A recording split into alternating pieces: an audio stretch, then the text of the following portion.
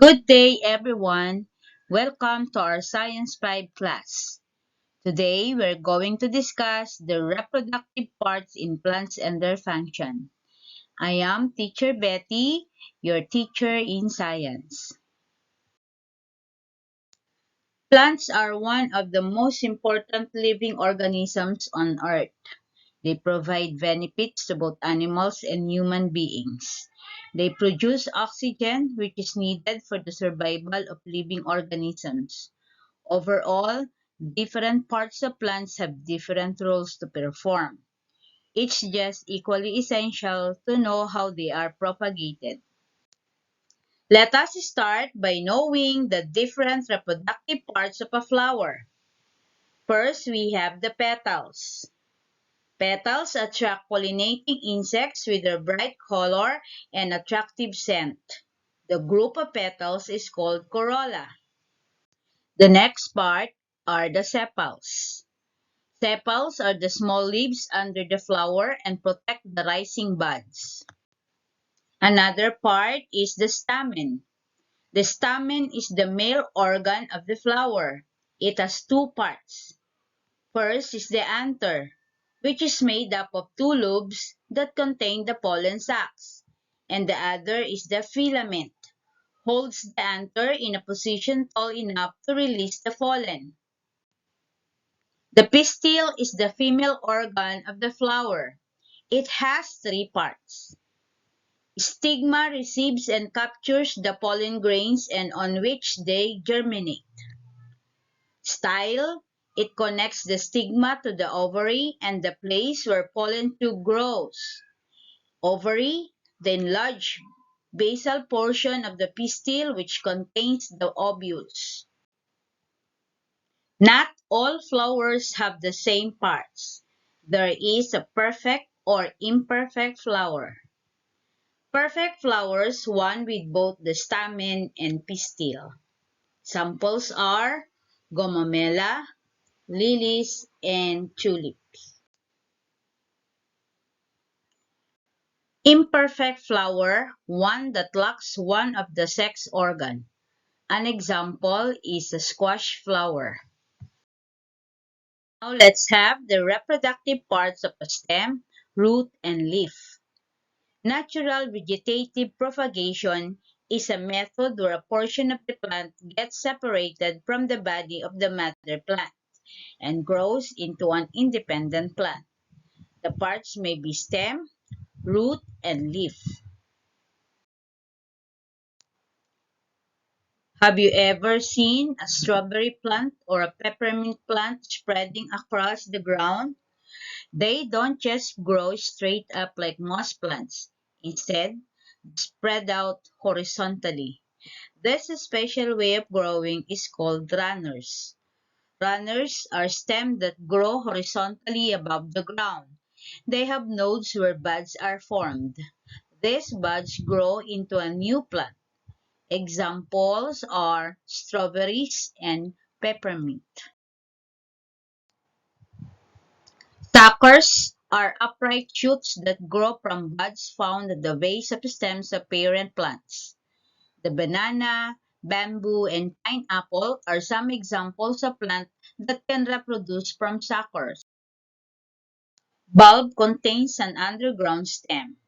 Leaves are attached to the stem. As the plant grows and develops, it will form a new bulb underground. Examples are onion, tulips, and garlic. Rhizome, also known as rootstocks, is a type of plant stem situated either at the soil surface or underground that contains nodes from which roots and shoots originate. When separated, each piece of a rhizome is capable of producing a new plant. Examples are ginger and crabgrass. New plants will grow out of swollen, modified roots called tubers. Buds develop at the base of the stem and then grow into new plants. Examples are potato, cassava, and sweet potato. Leaves of some plants grow into a new plant if they become detached from the parent plant. Other plants grow small plants on the edge of their leaves. These small plants are called plantlets. One example is katakataka. Did you understand our lesson?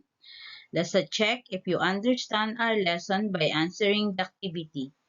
Identify its reproductive parts by arranging the jumbled letter. It contains an underground stem.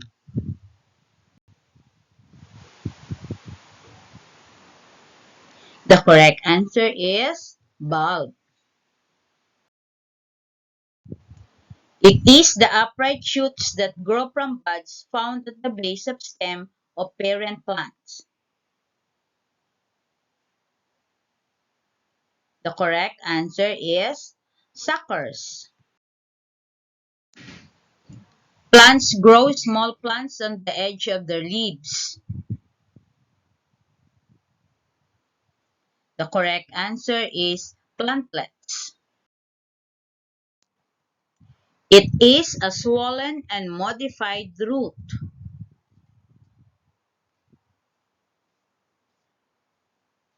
The correct answer is tubers. Now, let's have the generalization. Fill in the blanks with the correct word or words that will correctly complete each sentence. The part of the plant that grow through their stems are blank, blank, blank, and blank. Okay. Runners, suckers, bulb, and rhizome. New plants will grow out of swollen, modified roots called blank, and other plants grow small plants called blank on the edge of their leaves. The correct answers are tubers and plantlets. Finally, let's have your evaluation. Read each item carefully, then choose the letter of the correct answer. Write your answer in your notebook. Number 1. What plant part is situated either at the soil surface or underground that contains node from which roots and shoots originate? A. Tubers, B. Suckers, C. Rhizome, D. Plantlets. Number 2. What do you call the stem that grows horizontally above the ground? A. Runners, B. Suckers, C. Rhizome, D. Plantlets. Number 3. The upright shoots that grow from buds found at the base of the stems of parent plant. What is this? A. Bulb, B. Runners, C. Suckers, D. Tubers. Number 4. What are swollen, modified roots where buds develop at the base of the stem and then grow into new plants? A. Plantlets, B. Rhizomes, C. Suckers, D. Tubers. And what do you call a new plant that grows at the edge of the leaves? A. Plantlets, B. Rhizomes, C. Runners, D. Suckers. Additional activities. Give one example of a plant found in your community that can be propagated by the reproductive parts given below. Write your answer in your notebook. Always remember that learning is a treasure that will follow its owner everywhere. Enjoy learning. Goodbye.